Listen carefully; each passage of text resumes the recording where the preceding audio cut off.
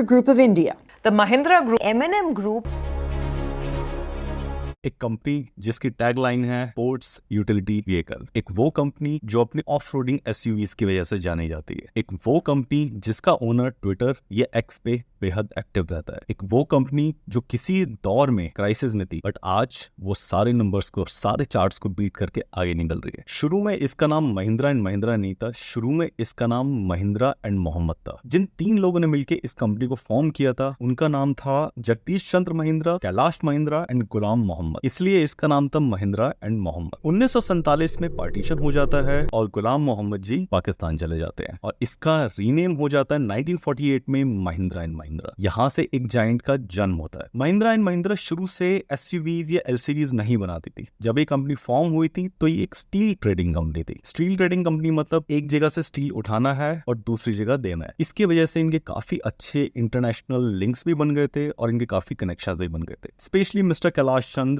महिंद्रा जो कि यूएस में थे, जिनकी स्टडीज पूरी यूएस में हुई थी। बात शुरू होती है साल 1948 से। 1948 में वर्ल्ड वॉर 2 खत्म हुआ था, भारत आजाद हो चुका था और भारत आगे की तरफ देख रहा था। अब सिंस भारत आगे की तरफ देख रहा था तो भारत को अपनी खुद की यूटिलिटी व्हीकल्स चाहिए थे जो कि बढ़ते हुए भारत की रफ एंड टफ रोड्स के ऊपर चल सके। एसयूवीज भी बहुत रफ एंड टफ होनी चाहिए। विश्व युद्ध खत्म होने के बाद यूएस में विली जीप्स के पास बहुत सारी जीप्स के कंपोनेंट्स और बनी बनाई जीप्स खड़ी हुई थी। यहाँ पे महिंद्रा को एक अपॉर्चुनिटी दिखी। उसने विली जीप के साथ टाई अप किया और विली जीप्स को इंडिया में लॉन्च किया। और इस पूरी पार्टनरशिप के अंदर जो सबसे बड़ा इंस्ट्रूमेंटल रोल जिसने प्ले किया उनका नाम था mister Kailash Chandra Mahindra. Willie jeep और महिंद्रा के बीच में जो अग्रीमेंट हुआ, उस एग्रीमेंट के अंदर महिंद्रा को सीकेडी किट्स यूएस से इंपोर्ट करनी थी। सीकेडी किट्स का मतलब होता है complete knockdown kit. Complete knockdown kits को आप इस तरीके से समझ सकते हैं कि कुछ ऐसी किट्स होती हैं जो कि कार का एक एक पार्ट हमने अलग कर दिया, उन सारे पार्ट्स को इंडिया भेज दिया जाता था। इंडिया में एक फैक्ट्री में वो असेंबल होकर पूरी यूटिलिटी व्हीकल बनती थी, राइट। ये होती है सीकेडीज। यहाँ से वो नींव पड़ती है जहां से महिंद्रा शुरू होता है। ये जीप्स बहुत रग्ड थी, बहुत रफ एंड टफ थी क्योंकि इन्होंने वर्ल्ड वॉर 2 में अपना रोल प्ले किया था। ट्राइड एंड टेस्टेड थी और ये परफेक्ट थी इंडिया की रोड्स के लिए। क्यों? क्योंकि भारत आजाद हुआ था, अभी उस लेवल का इंफ्रास्ट्रक्चर नहीं था जैसे डेवलप्ड कंट्रीज के अंदर होता है। तो इसके अंदर हमें वही यूटिलिटी व्हीकल चाहिए था जो गांव की सड़कों पे चल सके, टूटी फूटी सड़कों पे चल सके, बिना सड़क पे चल सके। ये जीप आते ही इंस्टेंट हिट हुई और इसने नींव डाली महिंद्रा की। साल 1955 वो साल है जब महिंद्रा पब्लिक हुई। महिंद्रा को एक्सपैंड करने के लिए पैसा चाहिए था तो महिंद्रा ने डिसाइड किया कि लेट्स गो टू पब्लिक से पैसा इकट्ठा करा जाए और उससे महिंद्रा को एक्सपैंड करा जाए। जून 15, 1955 जब महिंद्रा पब्लिक हुआ। पब्लिक होने के बाद महिंद्रा को वो रिक्वायर्ड कैपिटल मिली जिससे कि उन्होंने एक्सपैंड किया और एक जायंट का जन्म हुआ। अब शुरू होता है 60 का दौर,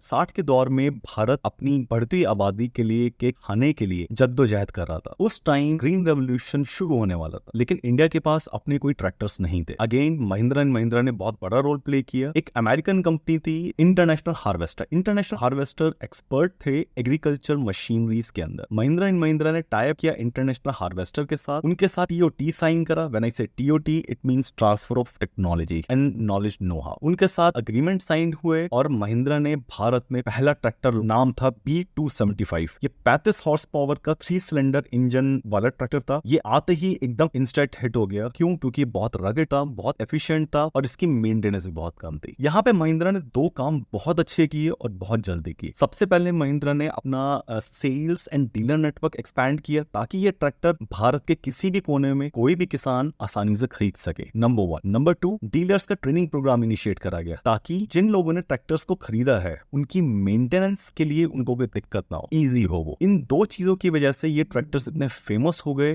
कि महिंद्रा स्लोली ग्रो करना शुरू हो गया। इसी 60 का दशक खत्म होते होते तक महिंद्रा ने 2 मेजर चेंजेस करे इन ट्रैक्टर्स में। नंबर 1, हाइड्रोलिक सिस्टम्स इंट्रोड्यूस करे। हाइड्रोलिक सिस्टम मतलब होता है लिक्विड फ्लूइड से कोई वजन उठाना, फ्लो करना, कहीं पे गड्ढा करना, राइट। हाइड्रोलिक सिस्टम इंट्रोड्यूस करे। दूसरा, एर्गोनॉमिक डिजाइन के ऊपर महिंद्रा ने फोकस किया है। इसका मतलब केबिन का स्पेस हो गया, आपका जो ड्राइवर कंफर्ट होता है उस पर पे थोड़ा सा ध्यान देना शुरू किया। ये दो मेजर 60 का दशक खत्म होते होते तक महिंद्रा ट्रैक्टर्स में नंबर 1 बन चुका था भारत में। अब आता है हमारा 70 का दशक, द 70s। 70 के दशक के अंदर महिंद्रा ने दो मेजर लॉन्चेस 475 DI और 575 DI, ये दोनों ट्रैक्टर्स इंस्टेंट हिट हुए, बहुत लोगों ने पसंद किया। ये दोनों ट्रैक्टर्स बेहद रोबस्ट थे, बेहद रिलायबल थे और काफी ज्यादा पुराने ट्रैक्टर्स के कंपैरिजन में फ्यूल एफिशिएंट थे। इसकी वजह से इनकी नंबर 1 की पोजीशन सॉलिडिफाई हुए। इनकी सक्सेस से मोटिवेट होकर महिंद्रा ने डिसाइड किया कि let's move into automotive sector in a big way now. शुरू कर यहां से फिर जन्म होता है CJ series, EL series of utility vehicle. दोनों व्हीकल्स के DNA में प्रॉपर ऑफ-रोडिंग वाली कैपेबिलिटीज थी, जो प्लेटफॉर्म थे बेहद मजबूत भी। टीम BHP और अलग अलग डिस्कशन फोरम्स के ऊपर इन SUVs के बारे में, इन यूटिलिटी व्हीकल्स के बारे में डिस्कस करा जाता है। अब आता है 80 का दौर। 80 का दौर बहुत बड़ा दौर था और ये वो दौर था जब हमारे डियर आनंद महिंद्रा ने महिंद्रा ज्वाइन करी थी। इस दौर के अंदर महिंद्रा ने दो मेजर लॉन्च करे, MM540 एंड CJ500। ये दोनों ही लॉन्च बेहद इंपॉर्टेंट लॉन्च थे। क्यों? क्योंकि इन दोनों लॉन्चेस को महिंद्रा ने दो तरीके के क्राउड को कैटर करने के लिए बनाया गया था, अर्बन एंड रूरल। इन दोनों के अंदर कुछ काइंड ऑफ क्रिएचर कंफर्ट्स थे, ड्राइवर कंफर्ट्स थे और अगेन इनका DNA बहुत स्ट्रॉन्ग था। लेदर ऑन फ्रेम प्लेटफॉर्म थे, बेहद मजबूत प्लेटफॉर्म थे और रगेड रोड्स पे, रफ एंड टफ रोड्स पे चलने के लिए बनाए। दोनों यूटिलिटी व्हीकल्स ने वास्ट मेजॉरिटी ऑफ कस्टमर्स को कैटर किया है। इन लोगों ने गवर्नमेंट एजेंसीज को कैटर किया, इन्होंने बिजनेसेस को कैटर किया, इन्होंने फार्मर्स को कैटर किया। तो बहुत बड़ा ऑडियंस था जिसको ये यूटिलिटी व्हीकल्स कैटर कर रहे हैं। यूवीज के जो हर था, जो इनके अंदर इंजन था, दैट इज X3DP। ये Peugeot कंपनी के साथ मिलकर बनाया गया था। 2.5 लीटर का डीजल इंजन था, वेरी रोबस्ट, वेरी रिलायबल और ये इतिहास के कुछ सबसे लंबे चलने वाले इंजन में से एक इंजन था। अब आता है 90s के एरा। 90s का वो एरा था जो कि बहुत साइलेंट था, लेकिन इसके अंदर बहुत बड़े बड़े चेंजेस महिंद्रा की। 1 में Anand Mahindra deputy managing director बने और 1997 में मैनेजिंग। 1993 का वो दौर जब अरमदा लॉन्च करी गई। ये एक बहुत बड़ा लॉन्च था और ये बड़ा ही कैलकुलेटेड लॉन्च था, जो बिल्कुल बीच में रग यूटिलिटी एंड पैसेंजर कंफर्ट के। अगेन इसके अंदर XD3P इंजन यूज करा गया था, जो कि ट्राइड एंड टेस्टेड था और बेहद रिलायबल इंजन था। Through out the 90s Mahindra ने एक बड़ी इंपॉर्टेंट चीज पे फोकस किया, टर्बो चार्जर्स पे, ताकि इनका जो लो एंड टॉर्क है वो हाई रहे। महिंद्रा की आज भी जब कोई SUV चलाते हैं तो आप नोटिस करते होंगे, जब आप बिल्कुल इनिशियल फेज में होता है तो एक टॉर्क होता है जो कार को पुश करता है आगे की तरफ। जी हाँ, इसकी नींव 1990 के दौर में, लेट 90s में महिंद्रा ने एक यूटिलिटी व्हीकल पे काम करना शुरू किया और बहुत धीरे धीरे काम करना शुरू किया। उसका नाम था महिंद्रा बोलेरो।